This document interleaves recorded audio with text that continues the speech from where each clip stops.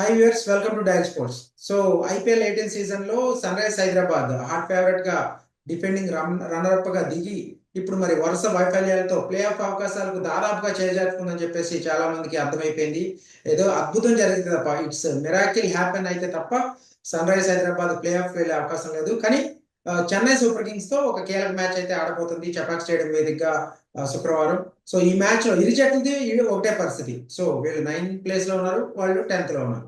So ఈ match ఎట్లా ఉండబోతుంది, సో ఇరు జట్లలో ఎవరికి విజయ అవకాశం ఉంది, దీనికి సంబంధించి మనతో మాట్లాడడానికి ప్రముఖ cricket commenter Sudheer Mahavadi Zoom ద్వారా అందుబాటులో ఉన్నారు మనకి. So Sudheer garu, so Chennai super Kings తో సన్ రైజ్ హైదరాబాద్ ఏదైతే చపాక్ స్టేడియం, సో ఈ మ్యాచ్ ఎట్లా ఉండబోతుంది? మీరు చెప్పినట్టుగా టూ టీమ్స్ కూడా 7th, 8th position, 9th, 10th position లో ఉన్నటువంటి టీమ్స్ ఇవి. And both are expecting for miracle to happen for them. But ఆ మిరకిల్ ఒకవేళ జరిగినట్లయితే ఒక్కళ్ళకే మీకు సాధ్యమవుతుంది. ఎందుకంటే ఇప్పుడు మీరు చూడండి, మిగిలిన మ్యాచెస్ లో కంపల్సరీ ఆల్ మ్యాచెస్ లో విక్టరీ మ్యాండేటరీగా మారింది ఈ టూ టీమ్స్ కూడా. సో అటువంటి సిచ్యువేషన్స్ లో ఉన్న టూ టీమ్స్ ఆడుతున్నాయి కనుక ఒక టీం ఓడిపోయింది అనుకోండి నరేష్, మీకు అప్పుడు ఛాన్స్ ఏమవుతుందంటే ఇక కంపల్సరీ ఆ టీం ఛాన్సెస్ టోటల్ గా సన్నగిలినట్టే. ఇప్పుడు రేపు ఫర్ ఎగ్జాంపుల్ చెన్నై ఓడిపోతుంది అనుకోండి, చెన్నై ఓడిపోయినట్లయితే హైదరాబాద్ కు చిన్న రే ఆఫ్ హోప్ ఉంటుంది. లేకుంటే రేపు హైదరాబాద్ ఓడిపోతుంది అనుకోండి, అప్పుడు హైదరాబాద్ కూడా ఛాన్సెస్ కంప్లీట్ గా అయిపోయినట్టు. ఎందుకంటే మీకు 7 wins 6 wins సరిపోవు. సిచ్యువేషన్ లో Mumbai sudden Sunrise team combination లో ఎక్కడ మిస్టేక్ జరుగుతుంది అనుకుంటున్నారు? ఎందుకంటే బ్యాటింగ్ దానికంటే ముందు జస్ట్ ఇప్పుడు అంటే కొంచెం కంటిన్యూ చేయడానికి నరేష్, ఇప్పుడు సడన్ గా ఓడిపోయినట్లయితే అంటే ముంబై హైదరాబాద్ ఛాన్సెస్ ఎందుకు సనగిలుతాయి అంటే ఇప్పటి నుంచి మ్యాండేటరీ కనుక ప్రతి మ్యాచ్ లో విక్టరీ. ఐ థింక్ వాళ్ళు ఒక డిఫికల్ట్ సిచ్యువేషన్ 6 matches లో 6 wins అనేవి I mean happened. Last year ఇప్పుడు కూడా ప్రతి వాళ్ళు కూడా ఆర్సీబీ ఎగ్జాంపుల్ చెప్తారు, ముంబై ఎగ్జాంపుల్ చెప్తారు. But every time it cannot happen actually.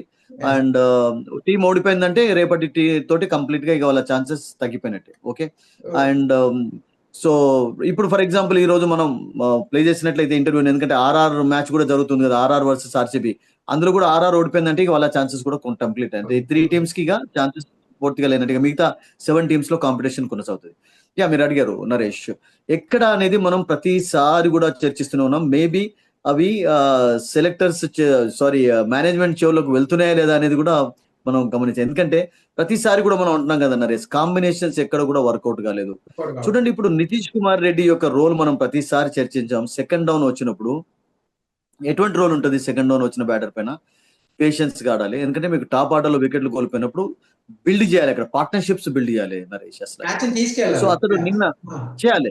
So నిన్న చూడండి, నిన్న మరొకసారి రెక్లెస్ షాట్ ఆడాడు. మీరు సేమ్ వైజాగ్ లో కూడా అదే షాట్ అవుట్ అయినాడు. మీరు if you go back to Vizag match against Delhi, similar shot actually Starc bowling చేస్తున్నాడు. అండ్ నిన్న అఫ్ కోర్స్ మనం మరొక బౌలర్ బౌలింగ్ చేయడం దీపక్ చార్. సో సిమిలర్ షాట్స్ ఆడి అట్లాగే అవుట్ అయినాడు, అదే మెడాల్లో క్యాచ్ ఇచ్చాడు. సో సెకండ్ డౌన్ లో వచ్చినప్పుడు ఇప్పటి వరకు అతని నుంచి ఒక 50 కూడా చూడలేదు. 130 జస్ట్ ప్లస్ రన్స్ స్కోర్ చేశాడు 8 matches లో. అంటే is been a total failure in that position అండి, నో డౌట్. అంటే తన యొక్క రెస్పాన్సిబిలిటీని సరిగ్గా దాన్ని హ్యాండిల్ చేయనట్టే అని చెప్పాలి. అండ్ ఈశాన్ కిషన్ నిన్న అసలు యాక్చువల్ గా why did he leave the crease? I don't understand actually.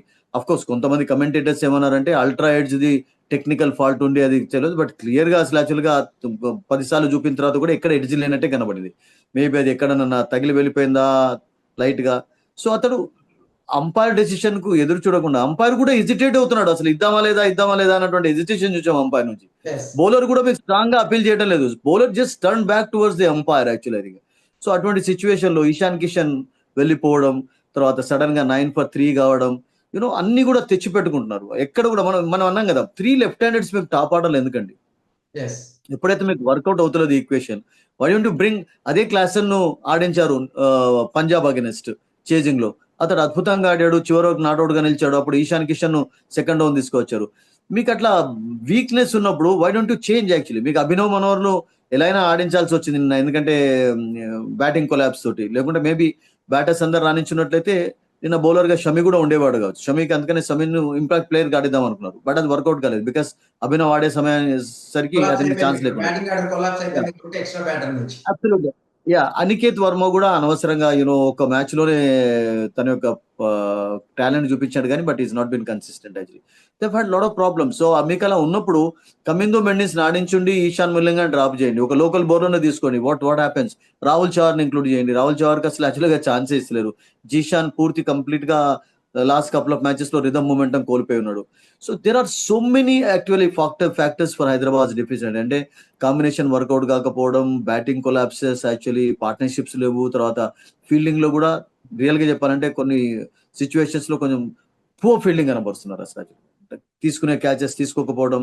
So this are all actually adding to their దాని ఏమంటారు వాటికి మిజరీకి. Okay, coming to the bowling, Harshal Patel గానీ అలాగే షమి. ఓకే, నెక్స్ట్ మ్యాచ్ కి మళ్ళీ రేపు ఈ చెన్నైతో మ్యాచ్ కి షమి తీసుకునే అవకాశం ఉందా, లేకపోతే చెన్నై పిచ్ ఏదైతే చెపాక్ పిచ్ మీరు అన్నారు, నరేష్ మీరు అంటున్నారు కదా, మీరు చూడండి ఇప్పుడు కొంతమంది ఇండియన్ ప్లేయర్స్, సీనియర్ క్రికెటర్స్ ఇప్పుడు ఎవరైతే కమెంటరీ చెప్తున్నారో వాళ్ళు అసలు యాక్చువల్ గా ఆస్ట్రేలియన్ ప్లేయర్స్ విషయం, ఇంగ్లీష్ ప్లేయర్స్ విషయం వాళ్ళు చాలా ఘోరంగా కమెంట్ చేశారు. ఏమనంటే ఇక్కడికి వచ్చిన తర్వాత వాళ్ళు పిక్నిక్ కొరకు వస్తారు, వెళ్ళిపోతారు. What about the Indians? అంత డబ్బు పెట్టి కొనుక్కున్న వాళ్ళు ఏం చేస్తున్నారు? ఈశాన్ కిషన్ ఏం చేస్తున్నాడు? ఈశాన్ కిషన్ ఎంత డబ్బు పెట్టి కొనుక్కున్నారు? ఒక సెంచరీ సరిపోతుందా? నితీష్ కుమార్ రెడ్డికి 6+ crores ఇచ్చారు, అది సరిపోతుందా? షమీకి ఎంత డబ్బు పెట్టారు? హర్షల్ పటేల్ ఎంత డబ్బు పెట్టి తీసుకున్నారు? అంటే వాళ్ళ పర్ఫార్మెన్స్ లేకుంటే వాళ్ళ విషయం మనం మాట్లాడకూడదా? చెప్తున్నాను నేను అసలు యాక్చువల్గా. అంటే ఇంగ్లీష్ ప్లేయర్స్ వస్తారు, పిక్నిక్ చేసుకొని పోతారు, వాళ్ళ పర్ఫార్మెన్స్ లేదు అంటే మన వాళ్ళు ఏం చేస్తున్నారు అసలు యాక్చువల్గా ఐపీఎల్ యొక్క మంచి ప్లాట్ఫామ్ ఎవరు ఉపయోగించుకుంటున్నారు? అంటే కొంచెం ఓవర్ కాన్ఫిడెన్స్ కూడా పెరిగిపోయింది. ఎలా అయినా మేము టీంలో ఉంటాం లేదని. ఇప్పుడు పృథ్వీషా గేమ్ అయిపోయింది, ఇలా ఎవరు లెక్క చేయటం లేదు. Day may come for these people also. ఇలాగే కంటిన్యూస్ గా ఆడినట్లయితే ఈశాన్ కిషన్ అలాగే ఆడతాడని చెప్పి ఒక భావన కూడా అందరికి రావచ్చు. అంతే నితీష్ కుమార్ రెడ్డి కూడా అంతే, జస్ట్ ఫ్లూక్ గా సక్సెస్ అయినాడు అన్నట్టు ఒక భావన కూడా రావచ్చు అసలు. So actually what is happening with them real గా చెప్పానంటే, బౌలింగ్ లో మీరు బౌలింగ్ అన్నారు, నితీష్ కుమార్ రెడ్డి ఒక ఓవర్ కూడా వేయలేదు ఇప్పటి వరకు. Why is he not bowling? మరి బీసీసీఐ ఇన్స్ట్రక్షన్స్ ఉన్నాయా? అవి క్లియర్ గా ఎవరికి తెలియదు. ఎందుకంటే ఇంగ్లాండ్ సిరీస్ ఉన్నది కనుక అతని ఇంజరీ నుంచి అతన్ని కాపాడుతున్నారా? అసలు ఏమవుతుంది అసలు యాక్చువల్గా? Why is he not bowling? Why is he not been given 1 over actually? ఇప్పటి వరకు ఒక బాల్ ఎందుకు వేయలేదు?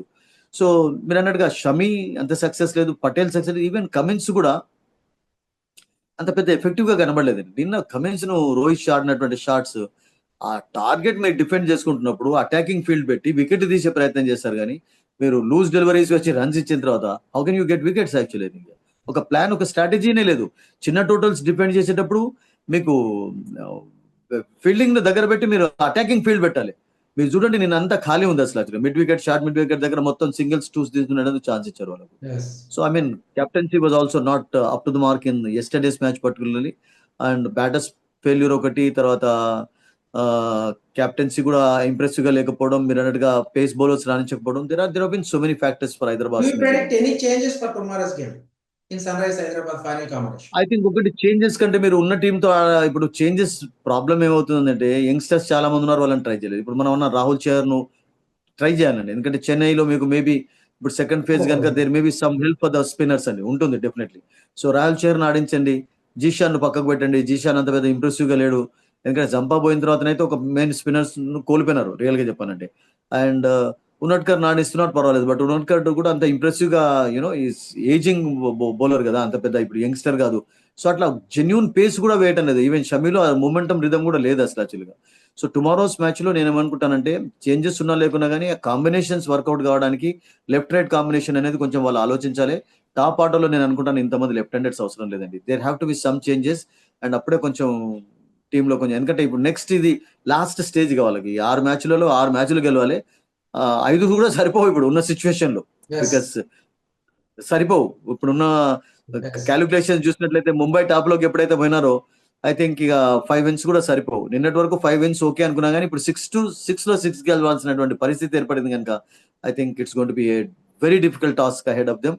అండ్ ఐ డోంట్ థింక్ అండి ఒక మ్యాచ్ లో ఈ 6 లో ఓడిపోతే హైదరాబాద్ పని అయిపోయినట్టు. ఓన్లీ జస్ట్ ఇక కొన్ని కన్సోలేషన్ విన్స్ కొరకే ప్రయత్నిస్తారు అంతే. Okay, coming to the Chennai super Kings, వాళ్ళ ఛాన్సెస్ ఎట్లా ఉన్నాయి? ఈ మ్యాచ్ వరకు వాళ్ళ టీమ్ పెర్ఫార్మెన్స్ ఎట్లా ఎక్స్పెక్ట్ చేయొచ్చు? ఐ థింక్ వాళ్ళు కూడా కింద ఉన్నారు, నెట్ రన్ రేట్ కూడా చాలా -1 నుంచి ఉన్నది కనుక చాలా డిఫికల్ట్. ఇప్పుడు చెన్నై కూడా నేనేమనుకుంటానంటే ఈ సంవత్సరం ఇప్పుడు ఆయుష్ మాత్రన్ మొన్న ప్రయత్నించారు, యంగ్స్టర్స్ ను కొంచెం ఎంకరేజ్ చేసి నెక్స్ట్ సీజన్ కొరకు ప్లాన్ చేసుకోవాల్సిందే తప్ప ఇప్పుడు ఏదో మిరకల్ అవుతుందని చెప్పి మనం అనుకోను. ఎందుకంటే ఇప్పుడు ఈ 2 టీమ్స్ కూడా ఆడుతున్నారు కనుక ఈ 2 టీమ్స్ లో ఫర్ ఎగ్జాంపుల్ ఒక టీం ఏదైతే ఓడిపోతుందో వాళ్ళ టీం టోటల్ గా అవుట్ ఆఫ్ ద టోర్నమెంట్ అయిపోతారు నరేష్. అది హైదరాబాదే కావచ్చు, చెన్నై కావచ్చు. రేపటితో మీకు ఒక క్లియర్ పిక్చర్ వస్తుంది. ఈ లాస్ట్ 2 టీమ్స్ లో ఏది మొదలే బయటికి పోతుంది అన్న పిక్చర్ అయితే వస్తుంది. గెలిచిన టీం కు రే హోప్ ఉంటుంది, ఓడిపోయిన టీం అయితే టోటల్ గా అవుట్ ఆఫ్ ద టోర్నమెంట్ అయిపోతుంది ఉన్న సిచ్యువేషన్ లో. సో చెన్నై కూడా సేమ్ కాంబినేషన్స్ వర్కౌట్ కాకపోవడం, too many place they have tried actually. And ఇప్పుడు మళ్ళీ ఒక యంగ్స్టర్ తీసుకొని వచ్చారు. ఈ లుక్ గుడ్ యాక్చువల్లీ. ముంబైలో 34 రన్స్ చాలా చక్కగానే స్కోర్ చేశాడు ఆయుష్. మంచి టాలెంట్ ఉంది అతనికి. బట్ వాళ్ళకు కూడా సీనియర్స్ నుంచి ఎటువంటి పర్ఫార్మెన్స్ లేదు ఈ సంవత్సరం. Tripathi has been a failure, Vijay Shankar okay in some matches, Deepak కూడా is a failure, Rachin Ravindra కూడా సెకండ్ ఫేజ్ లో టోటల్ గా ఫెయిల్ అయినాడు మధ్యలో. I think nothing has work for them actually. Bowling లో మీకు పతిరానా రన్స్ ఇచ్చాడు. ఈవెన్ మొన్న నూర్ మహమ్మద్ కూడా అగైనెస్ట్ ముంబై చాలా రన్స్ ఇవ్వడం చూసాం.